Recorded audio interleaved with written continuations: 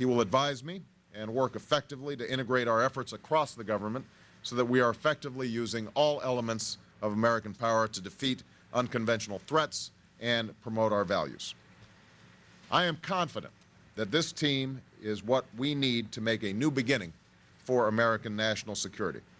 This morning we met to discuss the situation in Mumbai and some of the challenges that we face in the months and years ahead. In the coming weeks, I will be in close contact with these advisors who will be working with their counterparts in the Bush administration to make sure that we are ready to hit the ground running on January 20th. Given the range of threats that we face and the vulnerability that can be a part of every presidential transition, I hope that we can proceed swiftly for those national security officials who demand confirmation. We move forward with the humility that comes with knowing that there are brave men and women protecting us on our front lines. Diplomats and intelligence officers in dangerous corners of the world, troops serving their second, third, or fourth tours, FBI agents in the field, cops on the beat, prosecutors in our courts, and cargo inspectors at our ports. These selfless Americans, whose names are unknown to most of us, will form the backbone of our effort. If we serve as well as they are serving, we will protect our country and promote our values. And as we move forward with respect for America's tradition of a bipartisan national security policy and a commitment to national unity, we have to recall that when it comes to keeping our nation and our people safe, we are not Republicans or Democrats. We are Americans. There's no monopoly of power or wisdom in either party. Together, as one nation, as one people, we can shape our times instead of being shaped by them. Together, we will meet the challenges of the 21st century not with fear, but with hope. Now, before I take questions, I'd like to invite my team to say a few words, and I'm going to start with my dear friend, Hillary Clinton.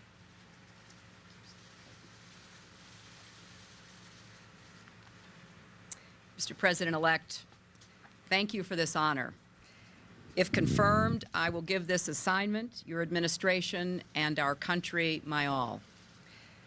I also want to thank my fellow New Yorkers who have for 8 years given me the joy of a job I love with the opportunity to work on issues I care about deeply in a state that I cherish. And you've also helped prepare me well for this new role. After all, New Yorkers aren't afraid to speak their minds and do so in every language. Leaving the Senate is very difficult for me. But during the last few weeks, I thought often of our troops serving bravely under difficult circumstances in Iraq, Afghanistan, and elsewhere. I thought of those other Americans in our foreign and civil services working hard to promote and protect our interests around the world. And I thought of the daunting tasks ahead for our country, an economy that is reeling, a climate that is warming, and as we saw with the horrible events in Mumbai, threats that are relentless. The fate of our nation and the future of our children will be forged in the crucible of these global challenges. America cannot solve these crises without the world, and the world cannot solve them without America. By electing Barack Obama our next president, the American people have demanded not just a new direction at home, but a new effort to renew America's standing in the world as a force for positive change. We know our security, our values, and our interests cannot be protected and advanced by force alone, nor, indeed, by Americans alone. We must pursue vigorous diplomacy using all the tools we can muster to build a future with more partners and fewer adversaries, more opportunities and fewer dangers for all who seek freedom, peace, and prosperity. America is a place founded on the idea that everyone should have the right to live up to his or her God-given potential. And it is that same ideal that must guide America's purpose in the world today. And while we are determined to defend our freedoms and liberties at all costs, we also reach out to the world again, seeking common cause and higher ground. And so I believe the best way to continue serving my country is to join President-elect Obama, Vice President-elect Biden, the leaders here, and the dedicated public servants of the State Department on behalf of our nation at this defining moment. President Kennedy once said that engaging the world to meet the threats we face was the greatest adventure of our century. Well, Mr. President-elect, I am proud to join you on what will be a difficult and exciting adventure in this new century. And may God bless you and all who serve with you and our great country.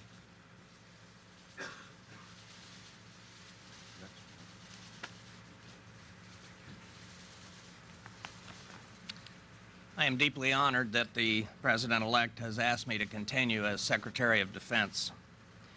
Mindful that we are engaged in 2 wars and face other serious challenges at home and around the world, and with a profound sense of personal responsibility to and for our men and women in uniform and their families, I must do my duty as they do theirs. How could I do otherwise? Serving in this position for nearly 2 years, and especially the opportunity to lead our brave and dedicated soldiers, sailors, airmen, Marines, and defense civilians, has been the most gratifying experience of my life. I am honored to continue to serve them and our country, and I will be honored to serve President-elect Obama.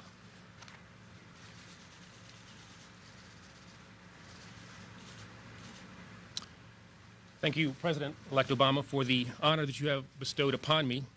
I look forward to working with you and the members of this national security team assembled here. The Department of Justice plays a unique role on this team. It is incumbent upon those of us who lead the department to ensure not only that the nation is safe, but also that our laws and traditions are respected. There is not a tension between those two. We can and we must ensure that the American people remain secure and that the great constitutional guarantees that define us as a nation are truly valued. For example, working with Republicans and Democrats in Congress, should I be confirmed, we look forward to actually structuring policies that are both protective and consistent with who we are as a nation. I also look forward to working with the men and women of the Department of Justice to revitalize the department's efforts in those areas where the department has unique capabilities and responsibilities in keeping our people safe, in ensuring fairness, and in protecting our environment. This President-elect and the team you see before you are prepared to meet the challenges that we will confront. But from my experience at the Department of Justice, I know that we cannot be successful if we act alone. We must never forget that in many ways those in state and local law enforcement are our first line of detection and protection against those from foreign shores who would do us harm. We will need to interact with our state and local partners in new, innovative ways to help them solve the other issues that they confront on a daily basis. National security concerns are not defined only by the challenges created by terrorists abroad, but also by criminals in our midst, whether they be criminals located on the street or in a boardroom. We must forge new ties and reestablish old bonds with our state and local partners. There is much that needs to be done in this new century. I am confident that working with our President-elect, the people on this stage and the departments that they represent, those of both parties who I know and respect on Capitol Hill, we can keep our nation safe, strong, and respected. It is now my pleasure to introduce Janet Napolitano, a great governor and an old friend.